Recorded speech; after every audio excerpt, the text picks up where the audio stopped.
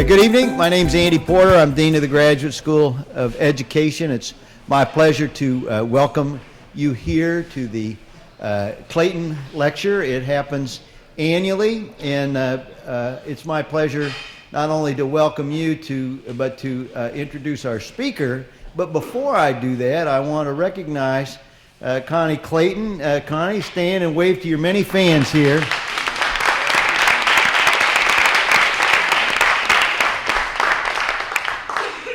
Connie, as I'm sure almost all of you know, but perhaps not everyone, was, at least in modern times, the most celebrated superintendent of Philadelphia Public Schools.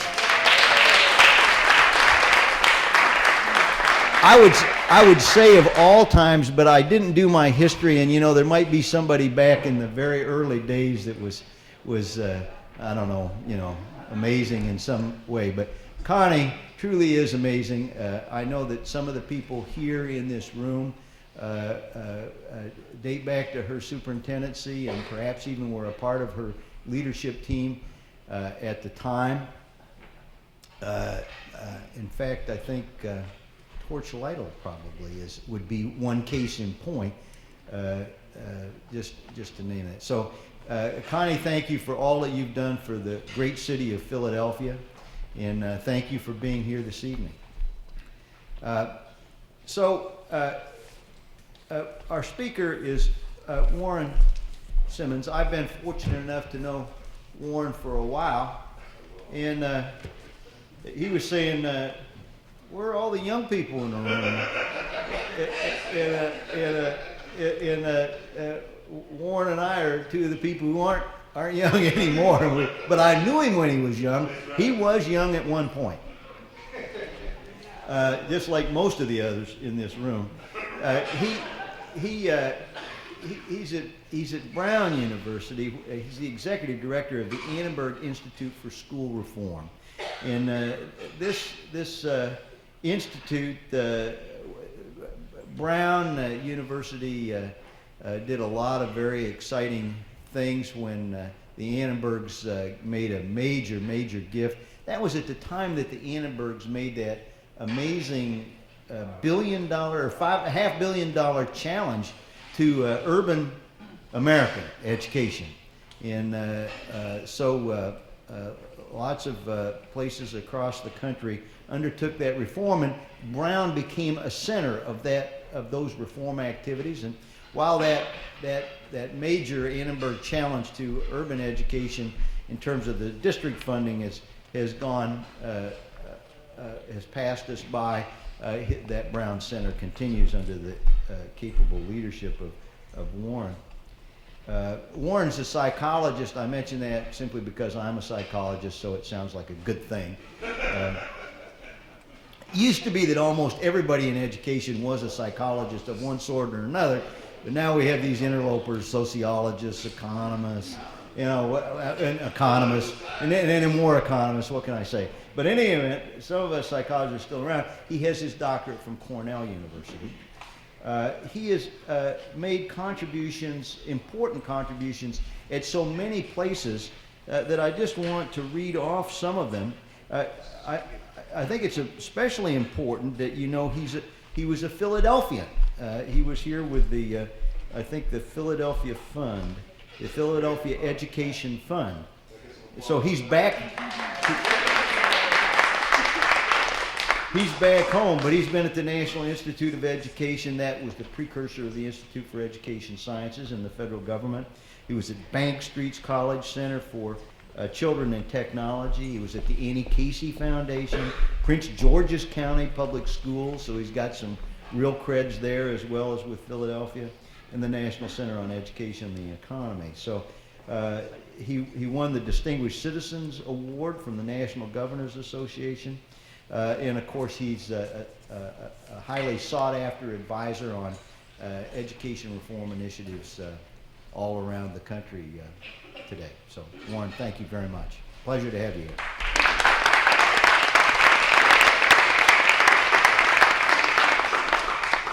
That was a very tepid applause.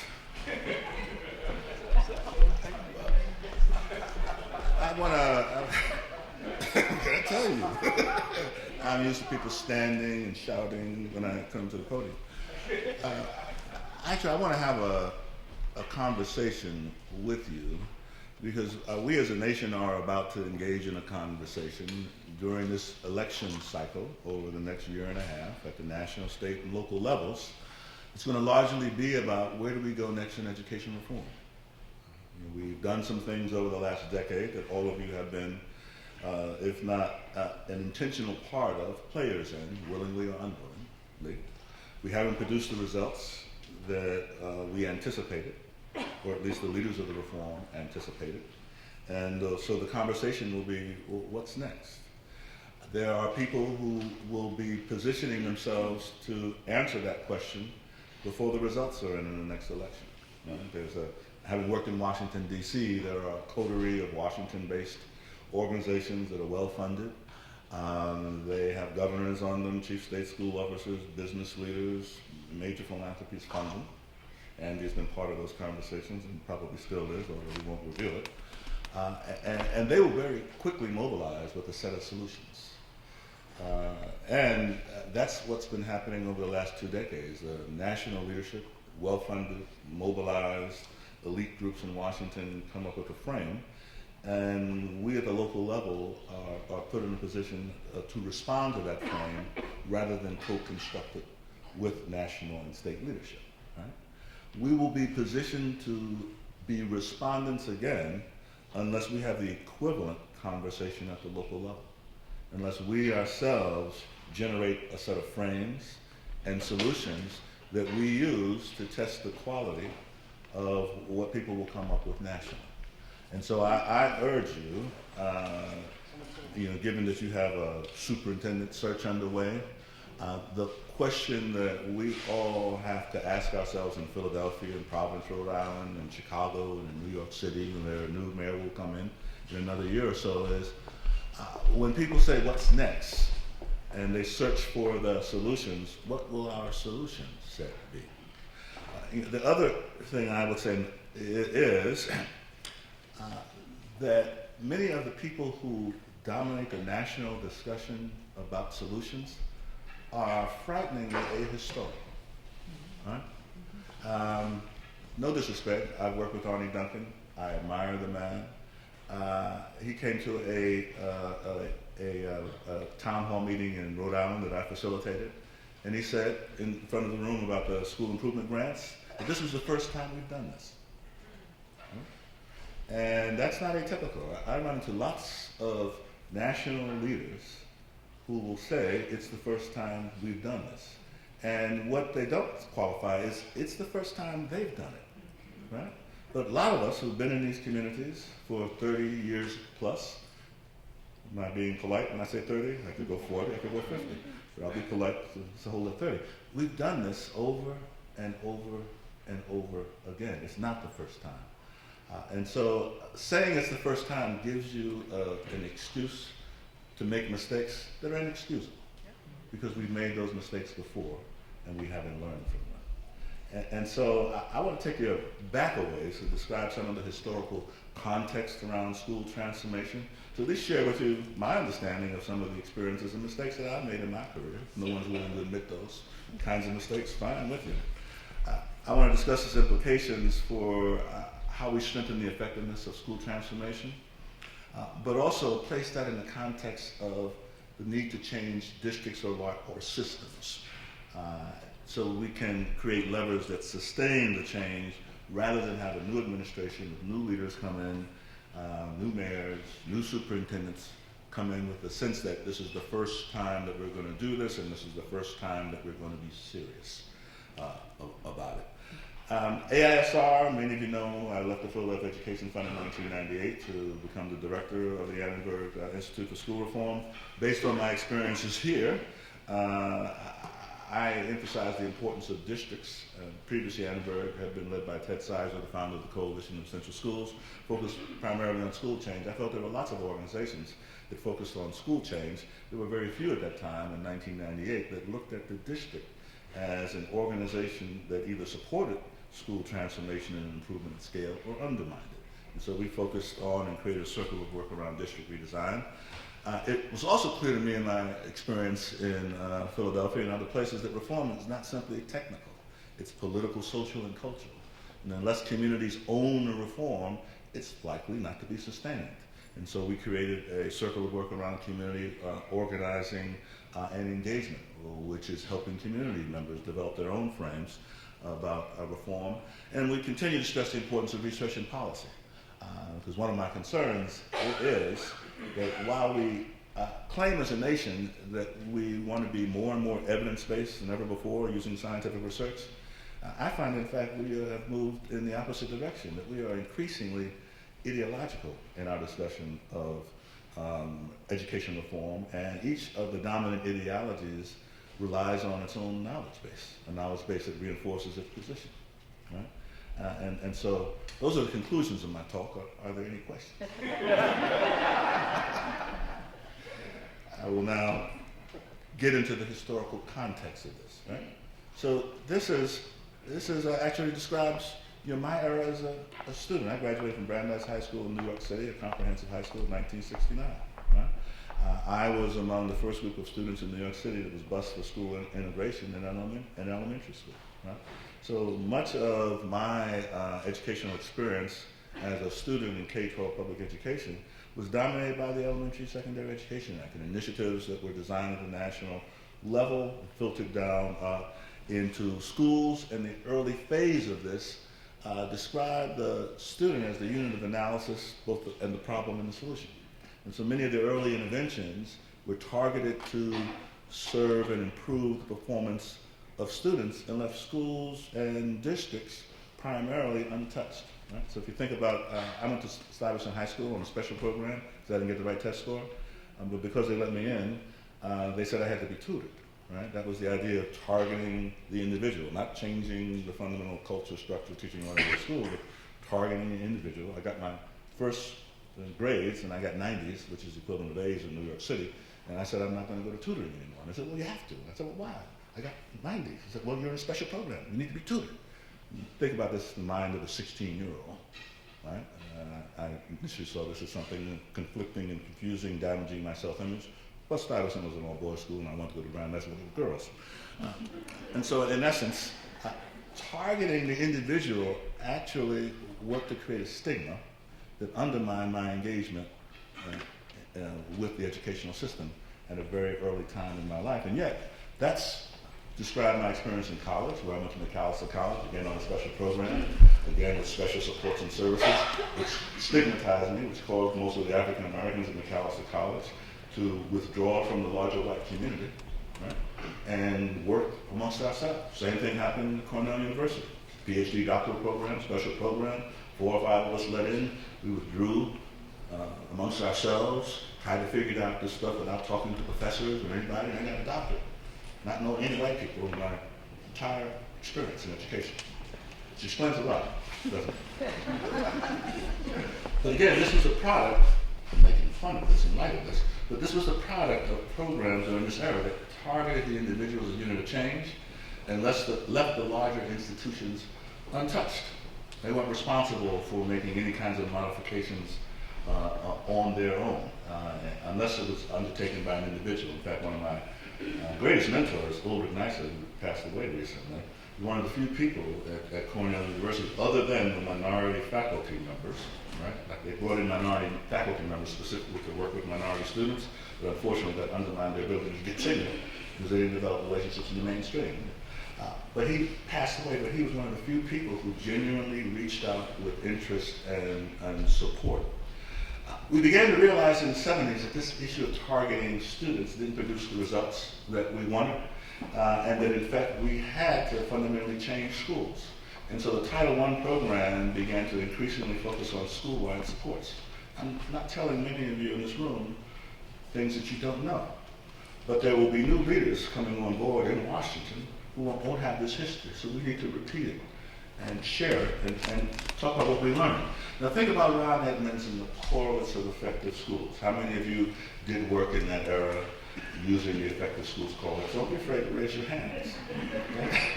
Keep them up. People start putting their hands up. I was in Prince George's County Public Schools during this time, and we did the effective schools worked in Prince George's County under the leadership of the late Superintendent John Murphy, who passed away recently as well. God, you get older, you start talking to people who passed away.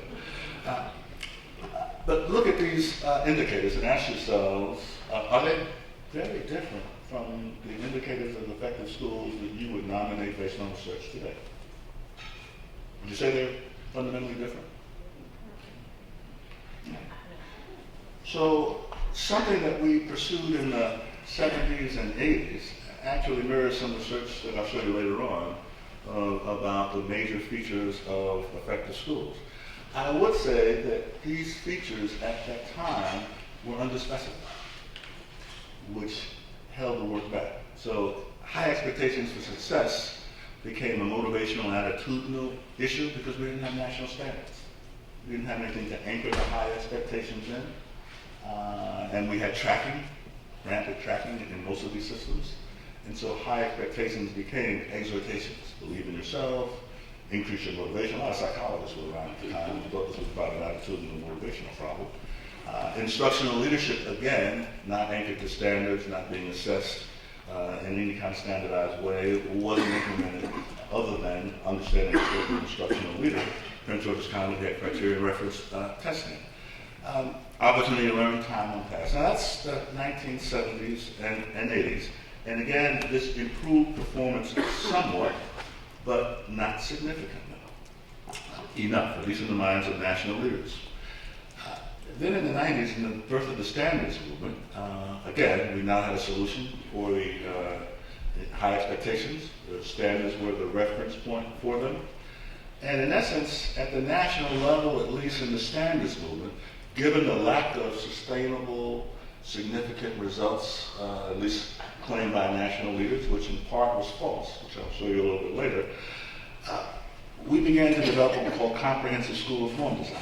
New American Schools was a business organization that was convened, invested lots of dollars in creating 11 research-based designs.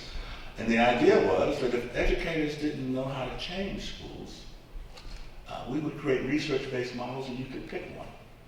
Right? Research-based, anchored in standards, different theories of action and instruction in these models, but they are proven to be effective somewhere. And in a low-performing school where leadership is weak, where there's no set of standards, clear curriculum direction, professional development, the solution would be choosing one or more of these designs. And in fact, in the federal governmental reporter legislation, funded these things, and they grew to over 44. Now, if you remember in Philadelphia at the time, we had Hornbeck come in. I was in the Philadelphia Education Fund. We developed local standards. In fact, we were ahead of the game at the state and national level. We developed our local standards. But when we had an accountability measure, identified the failing schools, which we could all pick out without the accountability measure, by the way, right? One of the solutions was adopt a comprehensive research-based school design.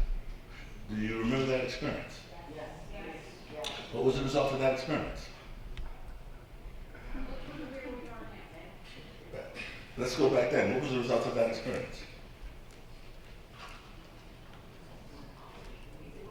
What was the result of that experience for those of you who went through that era?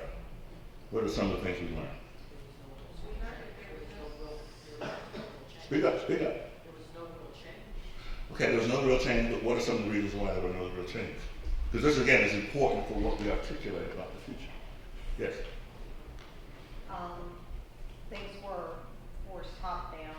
A lot of the teachers, especially the ones who've been through reform, said this will pass just like the other ones. They didn't buy into it.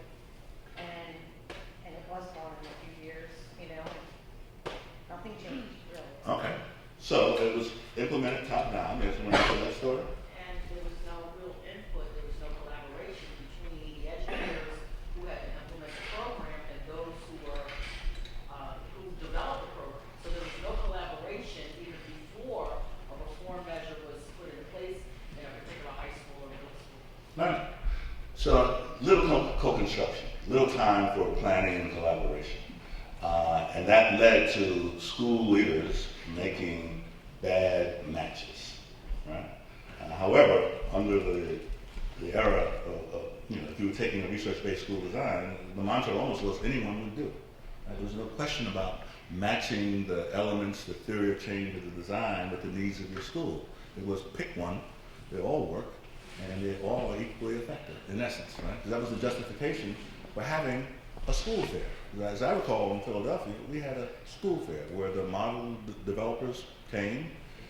They sort of did, speed model dating, and you picked the model that could vary from Atlas to Modern Red Schoolhouse to America's Choice to talent development, and away you would go. Other things we learned, the Consortium of Policy Research and Tom Corcoran and his colleagues helped us understand, was that districts actually paid no attention to the models. That is, they continued to do their professional development. They continued to move teachers in and out of schools and principals in and out of these schools, even after the model developers invested enormous amounts of resources in professional development and curriculum development. So the district responsibility to support these models wasn't a powerful consideration. Also, the model developers themselves had the capacity, many of them, to develop a model. They were quickly overwhelmed when their models were adapted by multiple schools in multiple districts across the country. They themselves had underestimated the capacity the developers needed to have in order to collaborate with schools from Los Angeles to Philadelphia to New York City. So you had an underspecification of the supports that districts would need to engage in this work, an underspecification of the supports that model developers would need to engage in this work, and then the final underspecification was the community, right? That in fact, even if principals and teachers developed a relationship, a comfortable relationship with a model developer, students and parents were largely left out of that negotiation and discussion. And so over time, what you found was some parent and community groups began to rise up against research-based models, simply because they hadn't been consulted. The theory of action was inconsistent with their values and principles. And in fact, the district, through poor implementation, for the parents and community members as well as teachers, meant that the model wasn't real in the first place. It wasn't an authentic activity. So I think we have to remind ourselves of that experience and ask ourselves, what would we do differently in an era where we are now faced with this reality, right? Schools are still failing, right? U.S. Department of Education says there are 2,000 chronically low performing schools, and NAEP continues to produce these kinds of results for us. Reading primarily not changed much from 2009 at grade 4, improved slightly but not significantly at grade 8. If you actually went back, what you would find is NAEP scores haven't improved very much since 1980. But if you take a shorter view of it, it goes up, goes down. Higher percentages of students performing at or above basic, which means what we have managed to do over this era, 2 decades of standards-based reform, is engage in a set of reforms that have lifted lots of students who are performing well below basic to basic. Right? We should applaud ourselves for that, because it was horrific of the number of students who were performing below basic in elementary, middle, and even in high school. But as a nation that said we want everybody to be proficient, we're nowhere near that.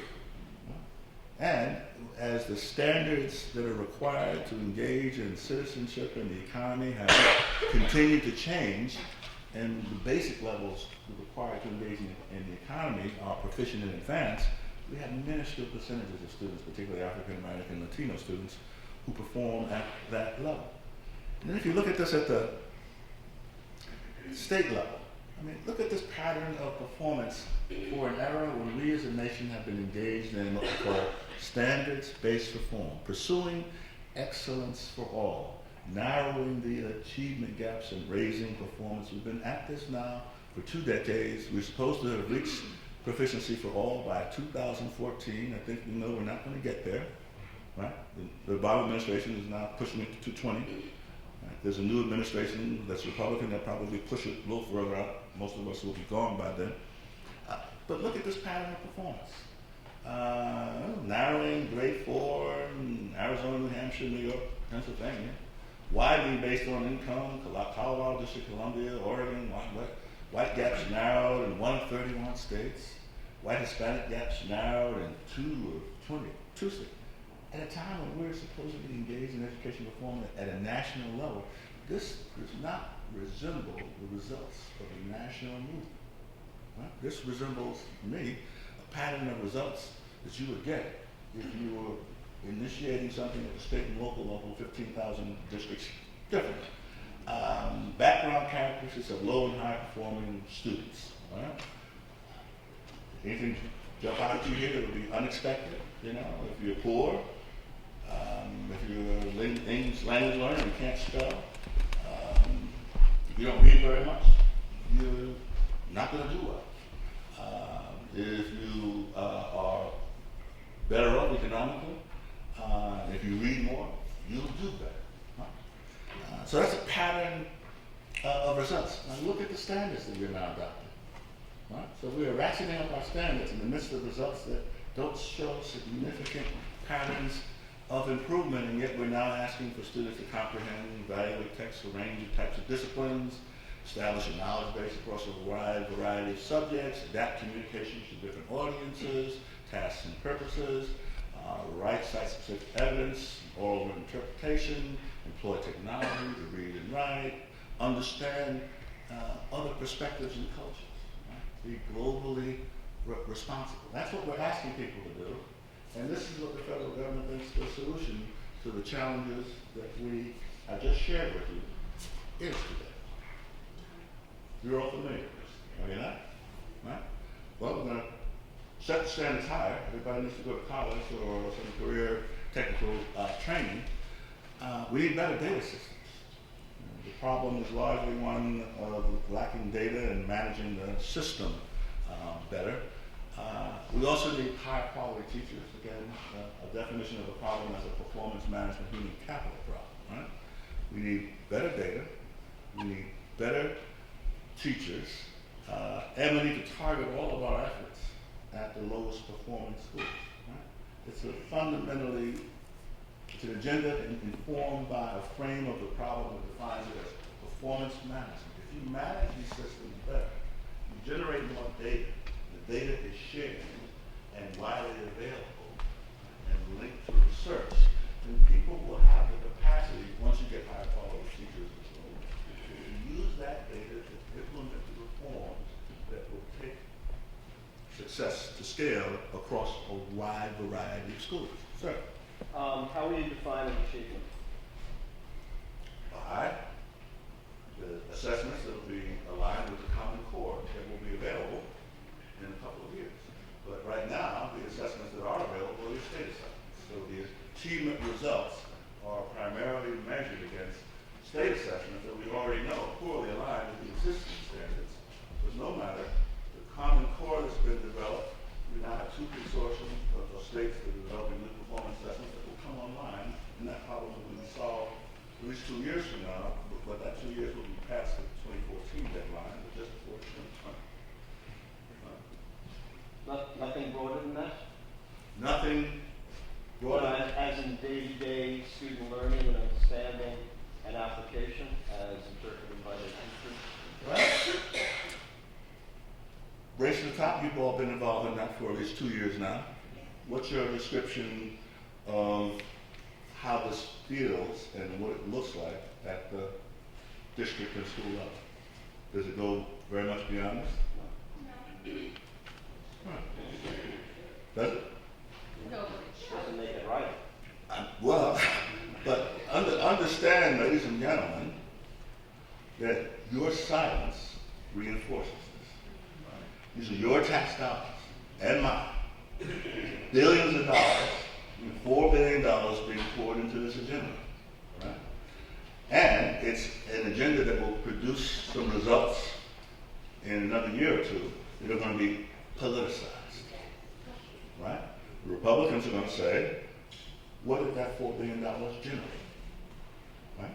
The other side, but however you define the other side these days, will say, this was the right agenda, but what are the buts going to be? It was the right agenda, but. Teacher evaluation system isn't correct. Teacher evaluation system is problematic. Teacher evaluation system was another problem. funding issues. Tax bases dwindling,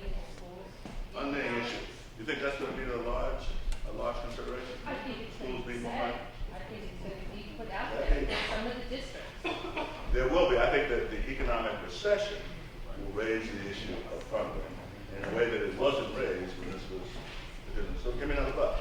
It's a classic planners operators problem, because what's happening in Delaware is that outside consulting groups have come in and these very top grants, leaving the systems to the states to put them in place, and they don't know what the hell to do. Okay. So that means you believe that a prominent butt at the national level will be states lack the capacity to do this work in the first place, and we didn't anticipate that. Right? But who's in the room in Washington? President, Education Secretary, governors, Chief State School Officers. You think the Chief State School Officers are going to, their first pitch is going to be, we didn't have the capacity to do this. No, they're not going to tell you that. All right. Other butts. I believe that the vision should be the first in each president or each leader about constructing education. There should be a vision. When I have to take a decision, I should recognize what happens in the world. I look here what is going on in Philadelphia. For me, in Egypt, we have a vision. We have to change. We have to train our teacher. We have this sort of training. Looking at what happened in the world, looking at Japan, looking at the United States, looking at Germany, and getting what is the best and adapting it to our culture. I believe the president at Washington takes his decision according to his vision also for the whole world. So sometimes we don't know who to take that decision. A vision is important. I'll tell you another butt since I'm looking at you. Labor. Union guys, right? If those contractual agreements could be radically changed or eliminated, we could have gotten quality along. That's a butt. That's a butt. But then you go to the states that have collective bargaining, and you look at the performance. Look at Louisiana, 49 out of 50. But I want us to sharpen ourselves, right? There will be a butt that says union contracts got in the way. Will it be effective at that level to say, but look at the states that don't have any, they're just as poorly as we do? I said no. Right? Because the issue is not excusing yourself because you performed better than everybody else. Right? The issue is saying, what do we need to change so that everybody approves, whether they have union contracts or not? And what are the other factors? Right? But if we keep bouncing between the union, no union, principal as leader or not, parents are responsible or not responsible, teachers are blamed or not to blame, we miss some of the larger vision that we're after. Yeah. And we also miss a conversation about what kind of system do we all need to create to make this likely to happen. A system that includes teachers, labor contracts, parents, community, students, universities, a whole, right? But we keep pointing the finger at pieces of the system that then get targeted, pressure applied to them without a larger vision. Yes, that happened, I of the believe, larger at system we need. President Kennedy, when he made the report, No Child Behind or No Child Left, something in this area to change the whole system according to his vision. At that time. Now here is something that is happening in Washington. So Arnie and the department started out here. They said they're going here with some feedback from you, right? Because you're right, what was missing here is not box improved student learning, but no explicit guidance about student learning, other than the standards, which you haven't probably seen much of yet, and the assessments, which aren't out there. Right? I remember painfully and embarrassingly that when we developed standards in Philadelphia, when I was at the Philadelphia Education Fund, they were beautifully written, published them with the best technology we had, big thick books. And then we delivered them to the schools at the end of the academic year, and we said they have their standards. Our job is done, right? And I think we had some summer professional development from maybe 200-300 people. Excellent summer, right? Excellent professional development. Some was Bell's Fund, Future Child Trust, 200 people. And we said, okay, we trained them, right? Now we can hold them accountable, right? That's what we did. Okay? I said, this is going to be much different. Right? Is this going to be fundamentally different? And if so, what's going to make it different from your perspective? Standards are out there. The assessments are coming online. What is the implementation strategy that is going to make this round of standards and data systems work better than the old round of standards? The people at the top are going to say, we did our job. We have our standards. Gave you the money for the data systems. Right? And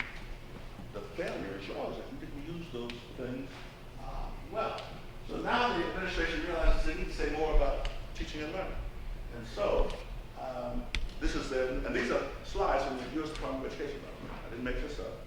This is stuff that I took with their permission. Right? Teaching and learning, more engaged and supportive communities, more effective teachers and leaders, conducive learning environments, better aligned instruction, greater system-wide capacity. Right? This is a nice slide, but what they fail to think about, that they're going to need your help thinking about, is how you get from this to this. Right? What? Because this is what they funded. This is what they put $4 billion behind. And this is what they think is now necessary, but they're kind of running out of money to do this, right? So in essence, if this is what they now fundamentally are starting to pay more attention to, what's the infrastructure that we have to build at the state, local, community level to get to this? We've already pushed $4 billion out the door to do this, and there's going to be a political debate about whether this is useful or not. And the question is, will this debate focus on this, or will it just be, we shouldn't have developed the standards, we shouldn't pay attention to the assessments, right? You can just stop doing this. But that doesn't necessarily get you here if you stop doing this. But you pay attention to it. Am I using the slides the right way? Right? I could be showing you pictures of my son. So, reframing the problem and the solution is important. I'm going to ask you in Philadelphia, you've been got lots of stuff done to you, right? A succession of leaders, right? David Hornbeck, I remember. I was part of that. Came in town, we're going to do some stuff. Didn't mention the name Connie Clayton, forbidden, right? But then you've had Paul Ballas. Didn't mention the name David, and Paul Baker or Connie Clayton, right? You've had a general, colonel, I don't know what you've had. Then you had Arlene, right? Colleague of mine, right? So you've had a succession of leaders who have done things to you that you've allowed to be done to you. That's my critique, right? Not different from lots of other places, right? Choose a leader comes in, pushes everything that was done previously aside, follow me, and we follow against the benefit of our experience and knowledge and expertise. As leaders, we gotta follow them, right? Or not follow them, but quiet. Not follow them, right? So what are you gonna do? What are you gonna do differently this time? Because you're now in the midst of choosing another leader. Are you not? Yes. Right? What do you go ahead and tell your leaders? Some people in this. Well, okay. So let's, again, focus on changing the frame. Well, it isn't just about failing teachers, failing schools. It's also the case that a lot of the stagnation was caused by poverty and the increase of poverty and the concentration of poverty in certain communities. Yes. Right? When those of us who escaped poverty didn't go back to our communities. I didn't graduate from Macalester and go back to East Harlem. I graduated from Macalester, went to Cornell, Ithaca, New York. And then when I finally went back to New York, I sure didn't go back to East Harlem, which I regret not doing now the property values. I started chasing white people. I want to live with the white people. You know, that's good stuff. You got good schools, you got good stores, chasing white people. White people said, oh, chasing me, I'm going to go further out. Next thing you know, I'm out in the suburbs, Prince George's County, Maryland. Right? But in the meantime, that progress and that flight led to higher concentrations of poverty that then undermine social capital, which is necessary to produce achievement. What does that mean? I just said some fancy words. Undermine social capital, necessary to produce achievement. I'll tell you what that looked like in East Harlem. When I was a young person in East Harlem, which was described as a poor community, it was actually pretty mixed by income. It was a combination of poor and working class people. It was actually pretty diverse. We had Italians, we had Jewish people, we had a growing Puerto Rican community, and we had neighborhood institutions, churches, temples, growing mosques. Nation of Islam, we had mosques growing up.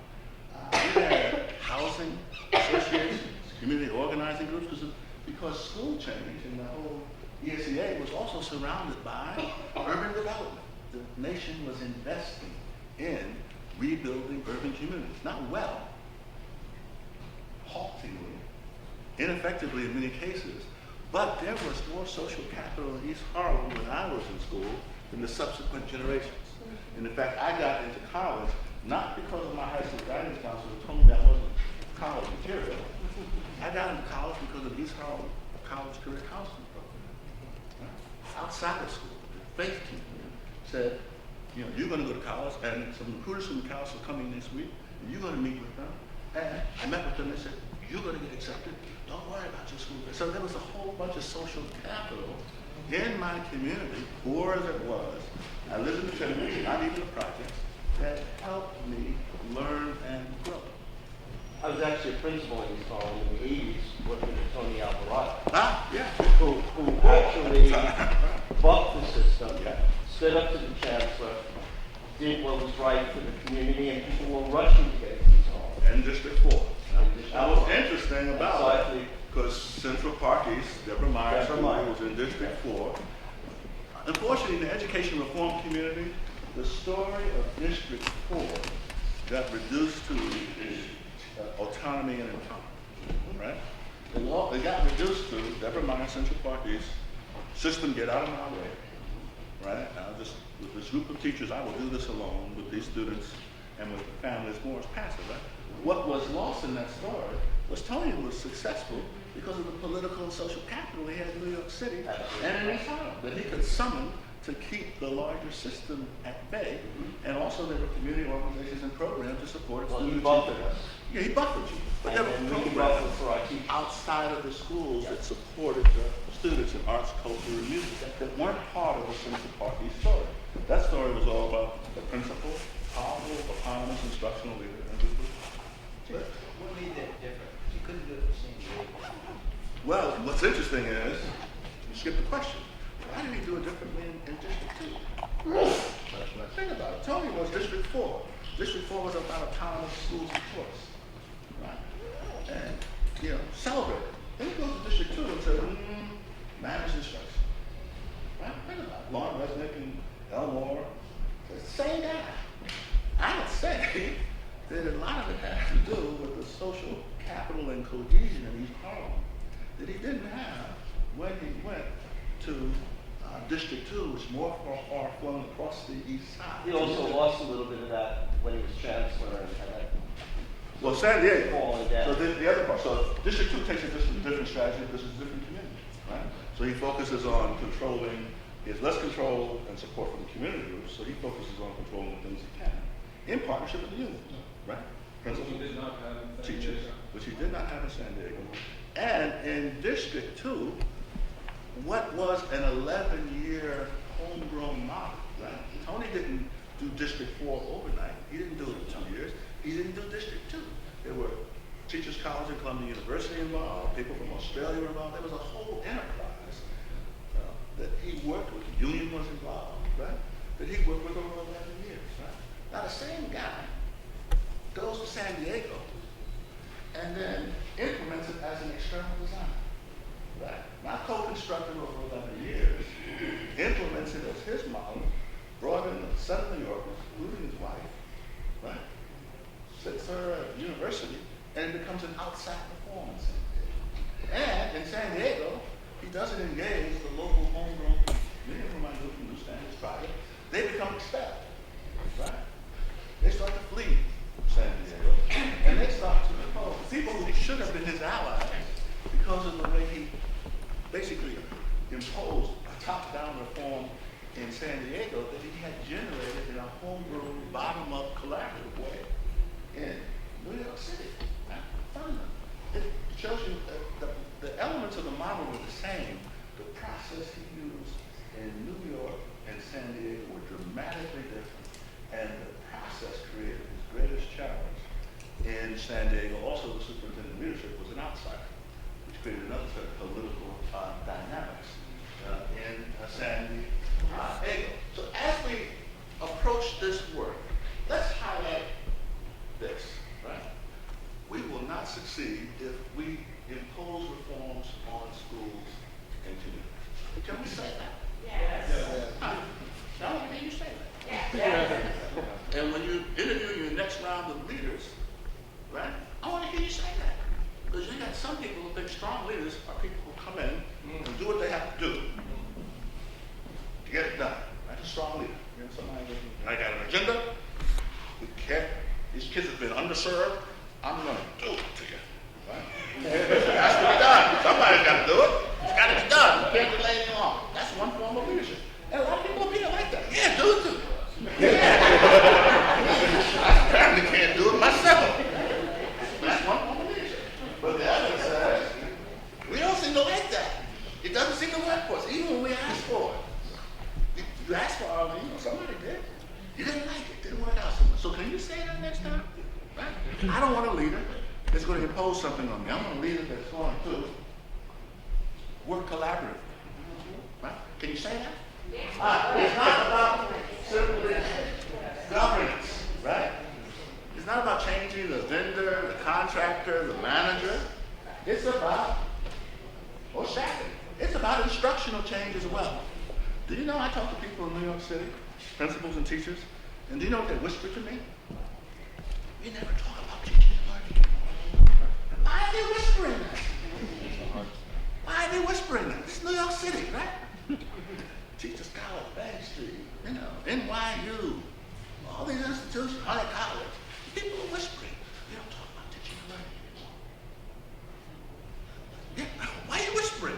You should be shouting. If you're educators, and you have a system that doesn't talk about teaching and learning anymore, then that's a system that doesn't serve you and your students and families. Somebody should be shouting that from the rooftops. Why are we whispering that? Huh? So, I'm not saying we don't need to change governance. I'm not saying we don't need to think about leadership and staffing, but that should all be organized around a clear understanding of what we're trying to accomplish around teaching and learning. If not, changing governance could be a change. It doesn't produce any results. Other than check off that you changed the governance of the school. Right? Got new charter management organizations, got external vendor, so things are fine. Very good. Well, the education entirely on the school. When there are other forces implicated, the district, the community, higher education institutions, perhaps a new mayor, right? So do we need another person who comes and talks solely about the school as a unit of analysis, a unit of change?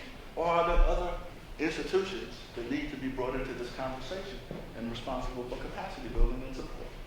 If so, yes, then who are they? What's your vision for the system that would incorporate these units as part of the solution, not simply point them out as part of the problem? Weak support for English language learners, students with disability, and closing the gap. Every teacher in every district I know still whispers to me. That's why I don't say whispers, right? This is okay, but there's no support for English language learners in this model, and no support for students with disability. Whisper that. I do focus groups around the country, and people whisper these things to me, right? So I don't understand the whispering. Do you understand the whispering phenomenon? I do. You do. What are we going to do about it? Because as long as it's whispered, it doesn't overcome the people who are shouting. And the shouters are saying, vouchers, charters, more accountability. They're shouting that. And the whisperers are saying, People whisper because they fear sanctions. all right, thanks. All right. So here's the research. Right? Here's the research. Think about Ron Edmonds. This is Tony Brackens College, Don Easton, not an RES, out of Chicago. This is what schools, mostly K schools, that are breaking the odds, do. Think about 1970s and 2011. All right? You see anything on this list that strikes you as phenomenal? I don't know that the emphasis on school leadership seems to be gone. So one of the changes is, well, there is an emphasis on leadership, but they're moving off the dime and broadening the definition, right? It isn't that everybody has to be the uber instructional leader. I've got to be able to be the best teacher in model teaching. Actually, the principals in these schools are more facilitators. They identify teacher leaders and they facilitate their work. Right? So you're kind of moving off the dime from Ron Edmonds, which got us on everybody has to be an instructional leader, which means the principal and the uber teacher, and then everybody in the central office has to be the uber, right? All focused on almost the same thing, as opposed to, teachers teach, teacher leaders, expert in guiding teachers. My role as principal was to do some of that, but there are other things that form partnerships with communities, engage parents. work with other higher education institutions and partners to build my capacity. Weekly Eyes, New York City, Annenberg Institute, 2007, high schools. What's new? Networks of timely supports from elsewhere. Right? The schools that work in New York City, the BPIs, have a set of partners, community-based organizations, organizing groups, higher education institutions. Unfortunately, these partnerships and networks are informal more than they're formal. And they're built by the entrepreneurial relationships of individual principals as opposed to a system that supports them and encourages greater control over enrollments. Well, they discovered that, you know, if you keep getting kids in the middle of the year and you get a disproportionate number of poor kids and English language learners and immigrants, you're not going to do so well. You get overwhelmed. So somebody at the other level has to manage the distribution so it's more equitable, right? So that the problem can, in fact, be dealt with within the school. But that requires a central office that understands that, and a community that understands that, and supports that, along with the stronger system of accountability. Like the data use is there. Right? This is you guys. This is you guys. Right? Outside partnerships and parental involvement. Ongoing professional development. High attendance and stability in a system that is unstable. Right? A climate of trust, pride, respect, collaboration. Strong instructional programs. Sustained, effective leadership. You can unpack what that means. This is you guys. Right? Not New York, not Chicago. You guys. Right? Now, the question becomes, when you're choosing your next leader, what are the implications of that for the kind of system that you have to build? And in an environment, let's see my time, where we are polarized around these ideological approaches to district transformation, right? Managed instruction, there are a group of people who believe in that. Barbara Bird Bennett is a strong believer in that, and Arlene is a strong believer in that. And managed instruction comes out of District 2, right? Interestingly enough, right? And it works for some schools, but it doesn't work for schools that are improved, right? And yet it's sort of seen as a one-size-fits-all approach, right? Because what happens in schools that are improving when they experience managed instruction? They feel disrespected, imposed, stifled, their creativity, and it doesn't respect that they have some solutions of their own that have been timed and tested. Another district model, professional learning communities. Well, we just get teachers to collaborate with each other across schools, you know. Have teachers, principals support that, but that works. Well, it does in places that have a core of high-capacity schools and teachers, right? Left to their own devices and resources. Some of them have the wherewithal, just by forming professional learning communities, to improve. But many schools with low capacity, when you put a professional learning community in a climate of distrust, low capacity, overwhelming problems, the professional learning community breaks down. So this can't be a solution by itself, right? And then the latest solution is portfolio schools. Sounds good, right? We got how many schools? District role, simply standards, accountability, pushed all the resources, empower you, individual schools to do your own, select your own partners, do your own thing. I'm just going to hold you accountable. That's all, right? Now, this is one of the more recent iterations. A lot of our colleagues are evaluating these things. I'll tell you, I'm on the Common Institute's advisory board in Tulane University. We've been collecting data on the implementation of system-wide a charter system. And what are they discovering? 4 or 5 years into the charter system in New Orleans. Actually, they're doing there's some improvement at the. Well, see, New Orleans, the performance was so bad. If you do anything, do something, they get better. Are they going to sustain it? That's the question. Sustain the improvement. And improvement is not at proficient advanced levels. Yes? Like you said, within the charter schools, they're finding out over time is that the growth is the same as in public schools. It's up and down. There's not this all-inspiring, improvement. Right. The shock piece is there. It's just What? Some of the other things they discovered. Economies of scale, no mechanism to support learning across schools, growing inequity, right? Because people will organize themselves around schools, as most community members will, right? And they'll put more resources in some schools than others. And if there isn't a system that monitors that and creates equitable distribution of partnerships and resources, then we replicate old patterns of discrimination.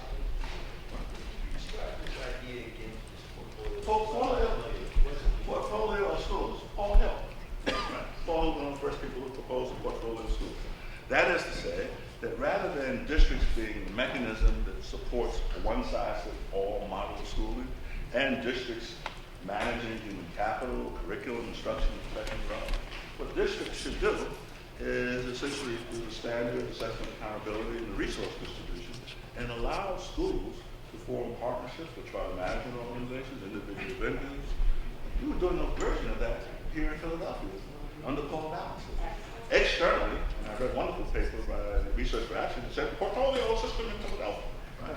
I don't know what happened to that system under Arlene, but for a while, nationally, Philadelphia was considered to be a portfolio, an example of an emerging portfolio system. This is moving in that direction now. Excuse me? The FRC is moving in that direction now. Yeah. So, I mean, New York City's doing that. The issues with the autonomy of principals, and they all work with support organizations. this is New York City. This is now being visited upon Detroit. LA is trying to move in this direction, right? And I would say that this portfolio model would actually be my desirable choice from a pragmatic standpoint if it incorporated PLCs and provided some targeted support for schools with low capacity. Right?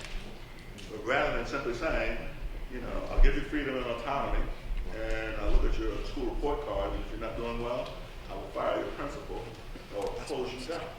So the big debate in New York City right now is that the department's role is largely restricted to accountability, resource distribution, and its action on failing schools is fundamentally to close them down. In fact, Joe Klein, I talked to directly about this. I said, well, aren't you responsible for improving schools? Not just identifying what their performance is, and if they perform poorly over time, closing them down? He said, no, that's not my theory of action. Right? Now, if that's not your theory of action, you build a central office filled with delegates, right, who actually can't provide any support around teaching and learning because that's not the department's theory of action. Right? The support around teaching and learning in New York City is largely provided by principals and partner support organizations. That's where the responsibility for systemic improvement in instruction capacity lies in New York City. Over 1,600 schools. Think about that as a model for improvement, taking it on the scale. 1,600 schools are going to find their own partners, form their own networks. Let me give you an example. I'm going to quickly go through this because you've got to get out of here. But, so here is where we are. Now, this is by Carrie Liana, and I'm going to ignore the title because I think the title is biased. Right?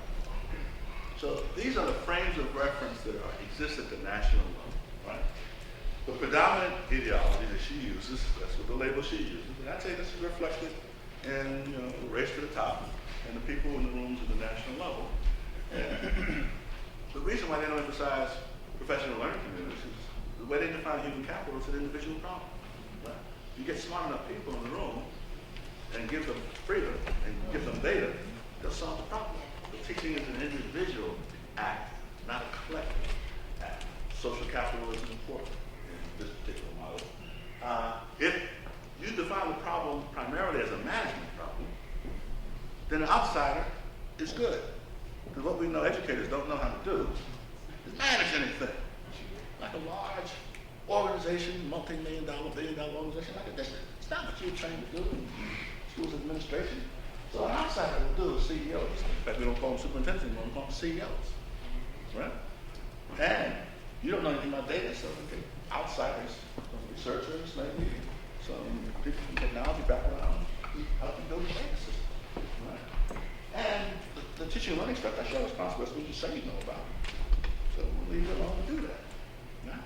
We get a CEO, we'll develop new management evaluation systems. Keep pointing to. Yeah. Evaluation systems, I'll set aside. That's that's what works. Except Clayton seems to say it doesn't. Or it works to a point, right? Because the whisperers start saying, in this, talk about teaching and learning. But this doesn't allow you as a system to talk about teaching and learning. That conversation is solely within the school, right? The system is talking about data, report cards, which one's closed, which one's doing well, who gets compensated based on that. You know, that's the whole conversation in New York, right? Evaluation data out there, which teachers get awarded, which ones don't. Not about teaching and learning, right? Yeah, but even in New York, it's too much quantitative and not enough qualitative. Exactly, exactly. Because you have to be objective and measure. Now she used this causal group reality. That's a biased type. I would urge her to change that type, right? But she says, in contrast, this underplays the power of the collective. Teaching is a collective activity, cumulative, shared, distributed knowledge. I learned that as a psychologist working with my course. Power of reform from within, but across schools and networks, right? Because we don't get a chance to visit and talk to each other, right? Principal is not just an instructional leader, principal is protector. Now, however, that's a sign of dysfunction, right? Because that means if you have to be a protector, it means you got a dysfunctional system. So whenever a principal has to perform primarily as a protector, that means the system hasn't been designed adequately to support their work. And so if we keep heralding this role, we keep heralding the protection, then we will get the, okay, I will take the central office, and the system totally out of support for teaching and learning, and let you do your thing. You think that's protecting? Right? Find out that you're more vulnerable than ever in this kind of system. This is Michael Foley. He said, you know what? And we're focused on the long drivers in the United States, right? Canadian, international. We seem to think primarily about accountability, individual quality, technology, and the portfolio approach can be enacted in a way that's fragmented. Like that 1,000, 120, how many schools you got, 1,600 flower booms. I'll let you know whether it works or not. I told you down it doesn't. Right? Australia, focus on capacity building, group quality, instruction, system change. Right? So now we get to this issue of design principles. I want to go to Andy Carter, right? He says we need, as this gentleman said, to come up with an inspiring and inclusive vision. Ladies and gentlemen of Philadelphia, I can say this in New York, I can say this in Providence. What is your vision for education? Is it shared? Is it communicated? Does the new leader know what it is? Right? Because that's going to guide how you frame the nature of the problem and the nature of the solution. If you don't have it or it's fragmented, you're going to be vulnerable. Right? Strong public engagement that helps inform that vision, get it shared, but get it enacted differently across communities that have different capacities in need. Achievement through investment. We need more resources, not just money, institutions, organizations, people. Right? We need corporate educational responsibility. What that means is businesses, civic leadership, faith institutions, higher education are all part of this solution. It can't be bystanders. They have to be part of the new system that we build, and students have to be partners, and we have to have a clear vision of teaching and learning that organizes the development of the system. If we don't have that articulated well in concrete ways, then we will be developing a system that serves different purposes in different communities who have different divisions. He has a lot of fancy label that basically says a lot of this can be done by systems that build and support networks, that enhance responsibility, trust, and ownership before you get to accountability. And that focus on differentiation and diversity, right? High standards for all, but the way you're going to go about supporting that in West Philly, North Philly, South Philly, or whatever, the museum district, North Philly, may be different. And the system has to have the ability to differentiate and diversify. And if you want to see an example of two different systems at play, this is a study we did of a project we spent $1 million on in Annenberg, where we brought together 8 schools in New York City, high schools, partnered with 8 schools, secondary schools in London, that was eagerly supported by the UK, and Joel Klein and Eric Nagelstein, right? Joel Klein in governance management, Eric Nagelstein, Coalition of Essential Schools, Harvard School, or Harvard, right? So this is a waste of time, right? We live in a society that's supposed to be global. We want our students to be globally, and yet the CEO did not work with Rupert Murdoch, right? principals in New York City would say to me, whispering, and the teachers would say, the only time we get to talk to each other is when we're in London. Or when people in London come to visit us and then we got to convene and talk to people in London. And the students actually had an opportunity to see people who looked like them in other countries perform differently, acted differently, had different values and similarities as well, which was inspiring to them. They got beyond thinking of themselves as being from Brooklyn and New York. And actually, what was interesting, I saw students in New York City who were from Senegal, recent immigrants from Senegal. It's important to me because I have a house in the Gambia and I go over there regularly. But I saw New Yorkers who were Senegalese becoming American. What does that mean? I walked up to one young lady, I said, you look like you're from Senegal, because they stink, tall, long necks, long arms, stink, right? And she put her head down. I said, where are you from? She said, Africa. I said, well, where? West Africa. I said, where was that? Senegal. Right? Being ashamed of being an international person. In a country that says you have to be global citizens, right? She became Americanized. Same thing with the Puerto Ricans, Dominicans. Where are you from? Puerto Rico. When I go over to Senegal, I say, where are you from? I'm from Senegal. But I also have family in the UK, Denmark, and Sweden, and they speak 3 or 4 languages in elementary school. In impoverished, developing nations, kids are speaking 3 or 4 languages, understand they're going to be living and citizens in the world, right? And the same people, when they spend 3 years in America, put their heads down, lose their pride, lose their global perspective when we say it's the 21st century. In part because of this bias. The people in London, the teachers and principals are traveling around the UK and the world all the time supported by the government. And they don't consider it a waste of time. The same people, funded solely by the Annenberg Institute, $2 million, the system says it's a waste of time. You can do it, but I don't think it's going to raise your school report card. Right? They might raise your motivation, build your trust, help kids get engaged, see themselves differently, but it's not raising the data on the school report card. It's a waste of time. Right? So, ladies and gentlemen, my conclusion is this. You are not going to be faced with a selection of a new superintendent. Right? You can allow that person to bring the vision, strategy, plan, and do it to you as a succession of superintendents have done over the years. Or you can, or you can develop a framework, a theory of action, based on your experiences over the past many years, 5 or 6 years. I would say, the last thing I'm going to say is, it's not just about creating smart schools or smart districts. It's also about creating smart education systems. A smart education system incorporates learning resources from the entire community in a systematic way. Stride Partnership in Cincinnati is an example of that. Say Yes is an example in a college access realm.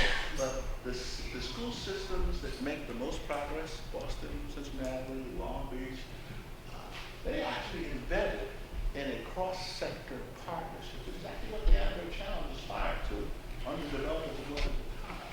But they have mechanisms for bringing together higher ed, business, philanthropy, educational leaders, faith leaders, who create a vision, generate data systems to monitor their progress, but also build corporate responsibility for the implementation of that vision. It's not just the superintendent's or the mayor, it's all of our responsibility, and we get together periodically, and we talk about it.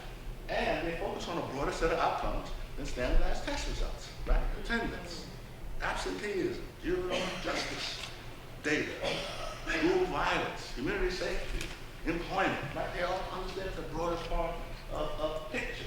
And understand that reform can't be leader-centered only. It has to be family and community-centered, which means you got to organize and engage with communities on a regular basis, not just episodic and say, how am I doing? Right? It's not just how I'm doing, it's what we should be doing. That's the conversation that needs to be had. And it fosters shared accountability. When you do the work this way, it isn't union against management. It isn't parent against teacher. It isn't student against principal. It's all of us doing our part to fulfill this vision. But in order to do that, you have to have strategies to address pre-existing power differences. I certainly don't have the power you have. So you say you're going to invite me to a table unless you do something to help me participate in that table the way you do, it's just not gonna work. So don't be bringing me to the table when you've already made the decision. You've been meeting for 2 weeks. Now you bring me to the table and say, okay, oh, okay, why are you here? You can't check, right? So you gotta have to. So many places are now engaged in this vision of reform, and it's bearing fruit, and it's beginning to bubble up to people at the state level and at the national level. It's no accident the Promised Neighborhood Innovation Grant received an overwhelming number of applications, more than the department anticipated. They're doing their performance management, right? And whoops, you know, this Jeffrey Karen is kind of interesting. You know, he's been good, so we'll give some money for that kind of thing. People overwhelmingly applied. They were swamped with applications. That's an example of a smart education community-centered approach to this work that engages all the resources to support learning both in school and outside of school. If we don't do this better this time, ladies and gentlemen, it's not the superintendent's fault.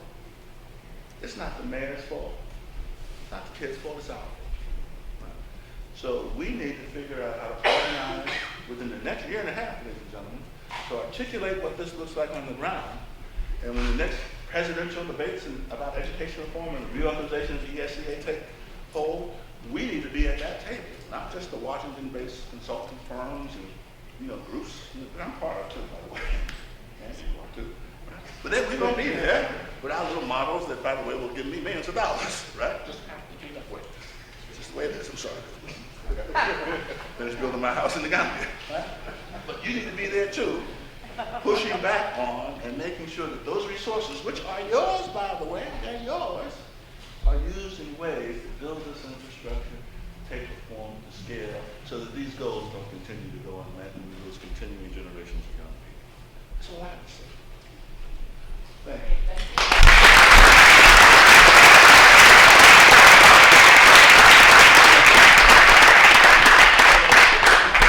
I'll take a few questions and comments and criticism. Man, sorry. Years ago, in an AR yearbook, there was one slide that described this book. Curriculum describes what should happen, the technical, what can happen, and what will happen. So this fall of curricular or technical insights, but the political issues that come to place in our city. I mean, I was a superintendent of a suburban district, and I had plenty of time. But the politics that happens in the city is out of the hands of the city. No, well, I would say it's out of the hands if you allow it to be out of the hands. Now, I would say it is no accident that most foundations underfund community organizing in New York. No accident. Annenberg Institute in New York City supports the Coalition for Educational Justice, supports the Boston Plan. So it's no accident those groups are underfunded, because that's what generates grassroots support. And not these new organizations that are funded in the name of community organizing engagement, which are really communication organizations. I'll spit it out. There's this national group of organizations called CAN, ICANN. They're basically my different communication. They don't convene anybody to develop an agenda. They have an agenda, try to get support. Nothing wrong with that, but that's not organizing. So I would say, and this is what Arnie Duncan said when he came to Rhode Island. Well, there is money for community organizing engagement. It's in the SIG grants, right? Every SIG grant has money for community organizing and engagement. There are other pots of money in the department, 21st century schools, support community organizing engagement. The people who have control of those money define it in a particular way, right? It doesn't lead to the investment in the kind of organizing engagement that we think is important. So it's our job to push back on those people about those resources, because what Arnie says is, of course there's money for organizing. It's in the SIG grants. It should be used on that. But, you know, Chief State School Officer, Superintendent defining that, and with no opposition and pushback. I will also say this. I spent a lot of time talking to AFP and NEA. They are not working. And they're understanding the importance of community organizing engagement. Because they realize, well, we've been, as union leaders, we've allowed ourselves to be pitted against community. Right? When building a stronger system is in the interest of everybody. Right? And so now union leaders are starting to invest in community organizing and engagement. Right? I got 2 of my staff that have been hired from the Annenberg Institute to work for Randy at the AFP around community organizing and engagement. Right? So, if you organize and define what it is, and many cities are now having models, I say,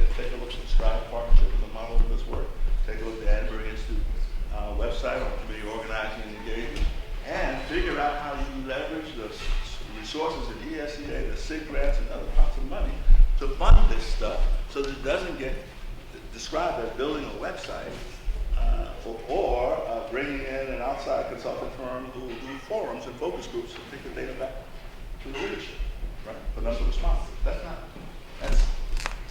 not a rich form of community organizing engagement. Left to the devices of the leadership, that's how it can be reduced.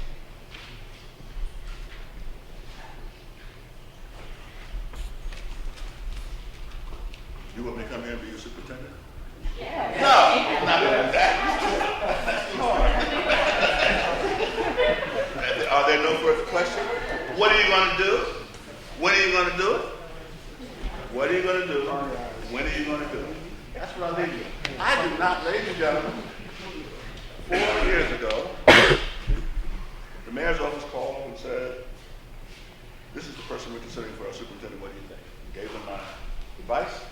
It wasn't, said, a nice person, I love that person, work with her, but she's not doing what you say you're doing. So you shouldn't choose that person. What they did, they chose that person. Right? 4 years later, I've been called again. I said, well, here, I'm going to tell you. You need to figure out what you want to do. Then I can tell you which one of these people on this list is the best suited to do that. Have you figured out what you want to do? Have you figured out what you want to do? Well, if they haven't told us, they haven't What's this communicated. page? Here's the problem. The SRC, they haven't communicated to the community. You hear the problem You here? can send the emails, you can go Here's to the SRC. Here's the problem here. It's not I hear you. communicated. Here's the problem here. The they is supposed to do it. The they is supposed to do it. You have teachers, principals, powerful education institutions, union leadership, faith leadership. You can't figure this out without being led by SRC. Can't you figure this out and tell the SRC? Okay, that's better. But I'm let's stop. sending the emails, I go to the meetings, That's I better. speak up, but That's the reality of it is. Well, so the reality in a political environment There you go. is I alone can't do it. It's got to be a we, and it's got to be a cross-sector we. All right? Okay. So agree with me is not what I'm asking. I'm asking us all to act. Right? And we have a short window of time in which to act locally, state level, and national level, or we will once again be acted upon. And then I will come back 4 years and give a rousing speech. A few more slides. A few more slides. It will be grayer, balder, and that's where we'll be. And I don't want to do that. I'm not coming back to Philadelphia 4 years from now. Let's pay me more money. Very well. Thank you very much. You're It's quite great. welcome.